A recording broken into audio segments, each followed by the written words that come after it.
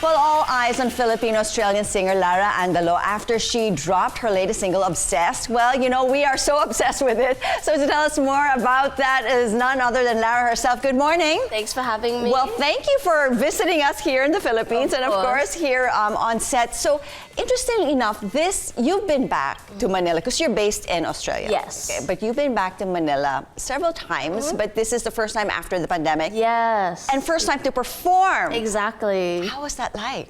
Unreal. Honestly, a dream to be back in the motherland performing and doing what I love, you know? Okay. And then what was it like though? I mean, the Filipino crowd, I mean, you being able to do that and speaking Tagalog, do you speak Tagalog?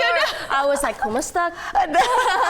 Mahal kita kayo. Wonderful. Yeah, I was touring with Kiana Lede in Australia and New Zealand, and she brought me over for the Asia tour, and just the reception was so amazing. Like, I heard my name being chanted while I was walking behind the stage. I wasn't sure what it was going to be like out here, so to get that love straight away, even before I stepped on stage, was such a wholesome feeling too. And so that happened like way back December, what, 6 or 7, right? But you know, all of a sudden, like, you are so busy, packed while you're here. What else has been keeping you busy? I mean, all the other Filipino artists came to the show, like Denise Julia, Jason Dacal. So it was cool to be doing, I did a show with Jess Connolly as well that night.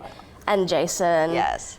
Denise has been taking me around to like Tagaytay. We went on a boat. I don't think they'll ever let you leave now. You've met and experienced, you know, the industry, the singing industry here. How did you, though? I mean, you also have such an interesting story to tell, to share, because yours wasn't just like a straight line. I mean, you had so many bumps in the road to get you. So how did that all start from you? You come from a musical Filipino family, right? I mean, you know, your mom, plays piano, dad, guitar? Yeah. Okay. And then? I was a dancer first. I was a full-time dancer. Then I had 4 surgeries as a teenager when I was 15, 17.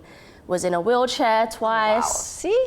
Did rehab to learn how to walk again. But you know, if those surgeries worked out and the healing time was what it was meant to be, I wouldn't have spent the time dedicated to music and falling into that again. Yes. I played instruments since I was 3. So you played the sax, violin, violin, drums. I mean, you were like a one-woman show. I mean, you do everything. You're a nerd, as I understand. You were a super nerd here, and then super dancer, super instrumentalist. I had all the errors.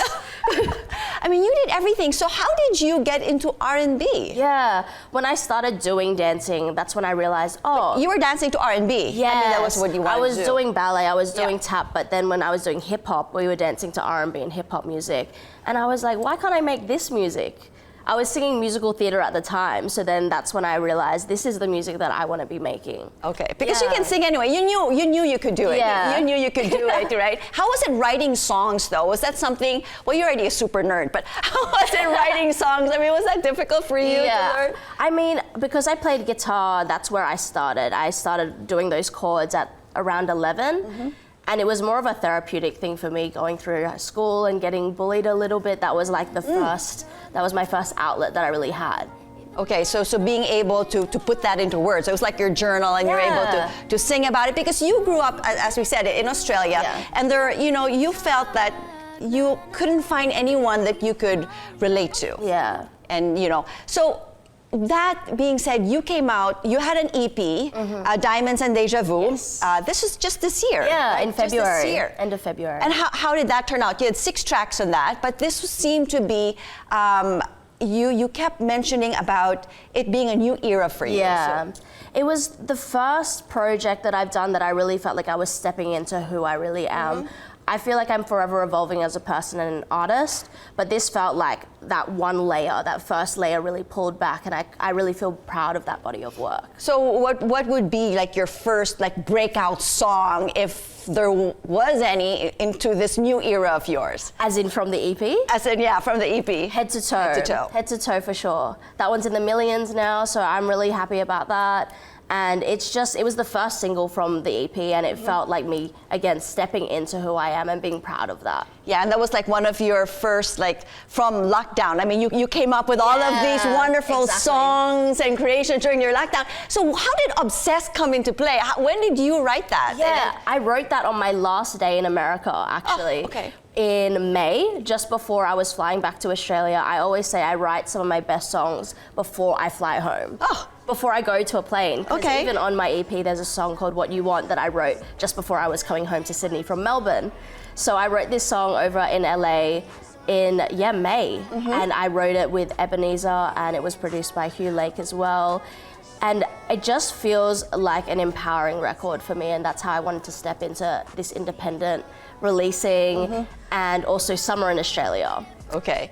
But now, since when are you heading back? Tomorrow. Tomorrow. So are you writing any wonderful songs as you're getting back on the plane? Tomorrow, actually. That's good thinking. So far, I mean, maybe from your Filipino experience and everything can finally find its way onto your next song. Yeah. An album. Are you planning? How many songs do you have in your little baul, as we like to call it here in the Philippines? Your little big, wooden box. There's a lot of music.